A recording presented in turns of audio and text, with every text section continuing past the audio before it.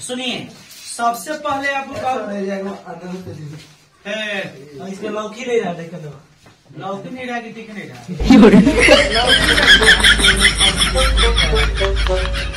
सुनिए, कह रहे कि निम्न समस्याओं में से रैखिक समीकरण युग्म बनाइए और उनके ग्राफिक विधि से हल करना है। एक्सरसाइज है 3.2। कितना है? 3.2 है, यानी 3.2। तो सबसे पहले क्वेश्चन सुनिए। क्वेश्चन नंबर 1 है, कहा कि कक्षा 10 के 10 विद्यार्थियों ने एक गणित की पहेली प्रतियोगिता में भाग लिया। यदि लड़कियों की संख्या लड़कों की संख्या से 4 अधिक हो, कितना अधिक हो? 4 अधिक हो, तो प्रतियोगिता में भाग लिए लड़कों और लड़कियों की संख्या क्या करना है? ज्ञात करना है। तो आइए सबसे पहले हम जानेंगे एक्सरसाइज कितना 3.2 है ना। तो सबसे पहले लिख लेंगे कितना 1 नंबर क्वेश्चन लिख देंगे प्रश्न से। अब यहाँ पे लिखेंगे बाबू एक चीज और याद रखिएगा कि लड़कों की संख्या क्या लिखेंगे प्रश्न से? माना कि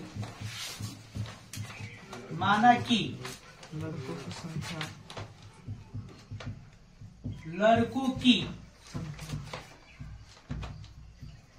संख्या x एवं लड़कियों की संख्या y है। कितना है? y है ना। y है। तो सबसे पहले ये याद रखिएगा कि क्लास 10th में 10 ही लड़की है। कितनी लड़की है? 10 ही लड़का। मतलब यहाँ पे बोला क्लास 10 में 10 विद्यार्थियों ने एक गणित प्रतियोगिता में, क्लास 10 में 10 को लड़का है, लड़का लड़की मिलाकर। ये कंफर्म नहीं है कि लड़की कितना है और लड़का कितना है, ये कंफर्म नहीं है ना। तो सबसे पहले हमें करना क्या है कि यहाँ पे लिख लेना है कितना x y। तो मान लिए हैं, यहाँ लिख देंगे x plus y equal to कुल लड़का कितना है? 10। इक्वेशन हमारा कितना बन जाएगा? 1 बन जाएगा। बन गया ना। यहाँ तक समझना है कि नहीं आया? यहाँ पे लड़कों की संख्या कितना है? x और लड़कियों की संख्या कितना है? y। इस दोनों को जोड़े हैं, लड़का लड़की दोनों मिला कितना है? 10। तो 10 तो समझ में आ गया समझना। फिर लिखेंगे तथा लिखने के बाद फिर से क्वेश्चन पर ध्यान दीजिएगा। क्वेश्चन में बोला है कि याद रखिएगा, यदि लड़कियों की संख्या लड़कों की संख्या से 4 अधिक हो, कितने अधिक हो? 4 अधिक हो, तो लड़कों के में क्या करना है? जोड़ देना है, यानी लिख देना है x इक्वल टू कितना y। और लड़कों की संख्या लड़कियों की संख्या में कितना है? 4 अधिक है। कितना है? तो यहाँ पे भी हो जाएगा 2। ठीक है ना। यहाँ पे लिख लेंगे x का मान, यहाँ पे लिख देंगे समीकरण 2 से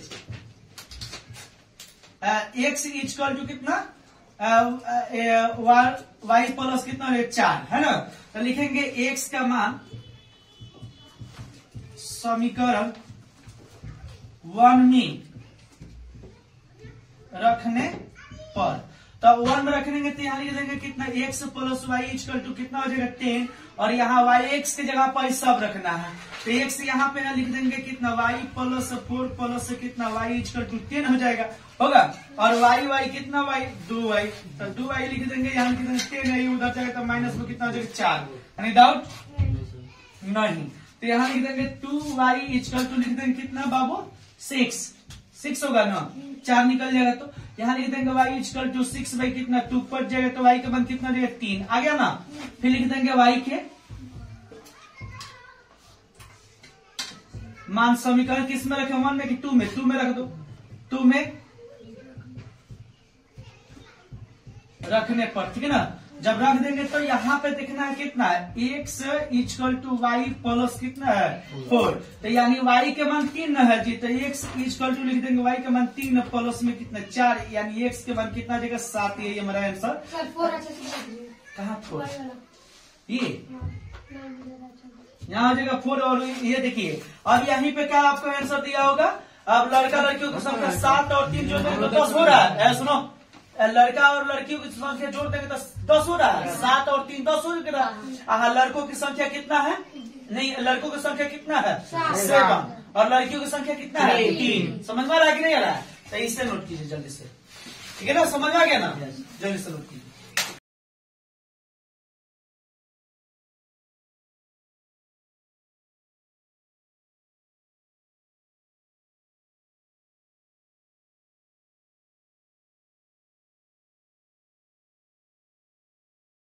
कैसे रहता है देखो। सुनिए अगला क्वेश्चन। 2 नंबर जो क्वेश्चन बोला है ध्यान से सुनेंगे। 5 पेंसिल तथा 7 कलमों का मूल्य 50 रुपया है। कितना रुपया है? 50। आप याद रखिएगा अंगूर वाला क्वेश्चन बताए थे सेब वाला, हाँ। उसी टाइप से ये क्वेश्चन बनेगा, लेकिन ध्यान से समझना होगा।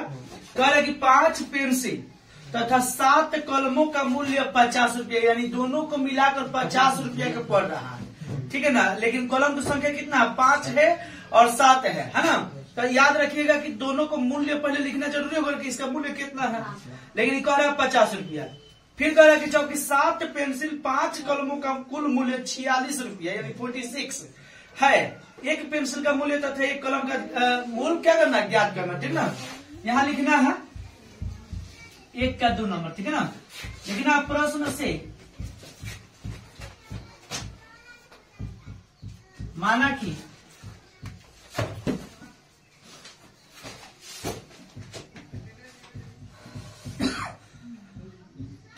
पेंसिल का मूल्य x एवं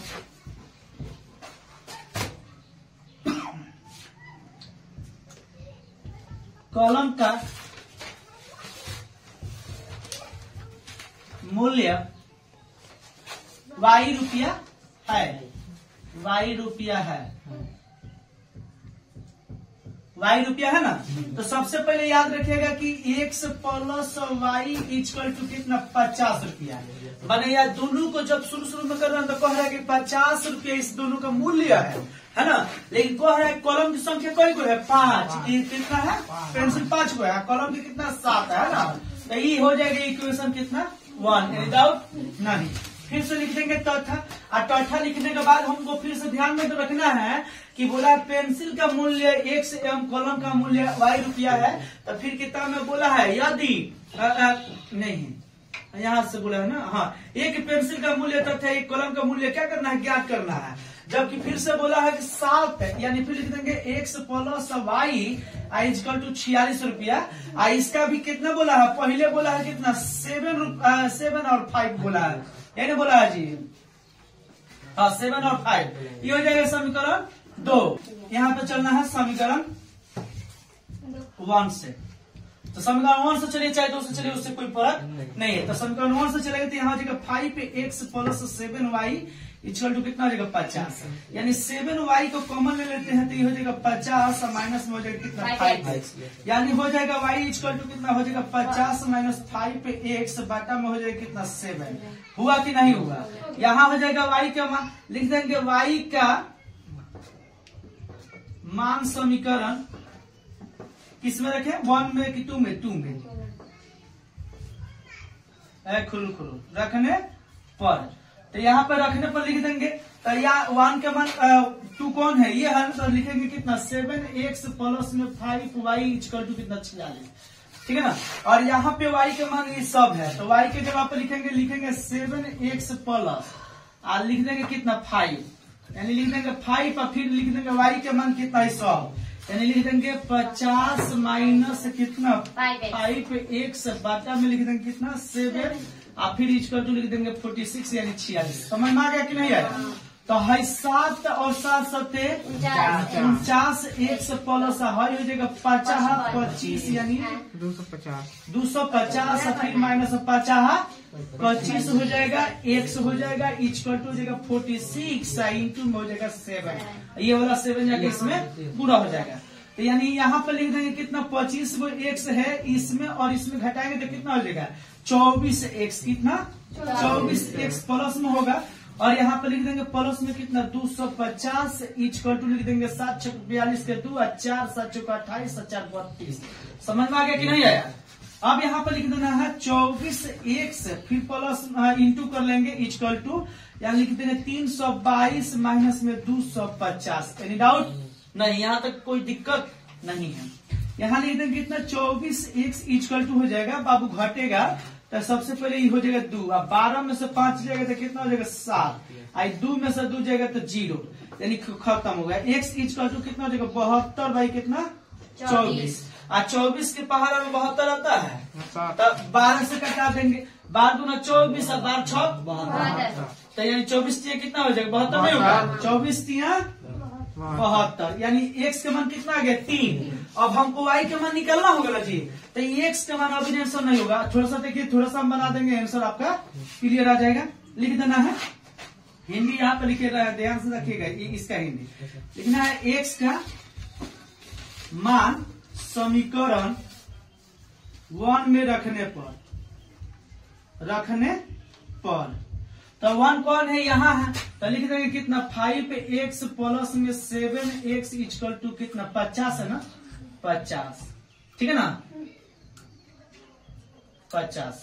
अब यहाँ पे x का मान यहाँ पे लिख दी है, x का मान समीकरण 1 में रखने पर समीकरण 1 लिख दिया है यहाँ पे। x का मान है, तो x का मान दोनों में 1 से रखें का जी,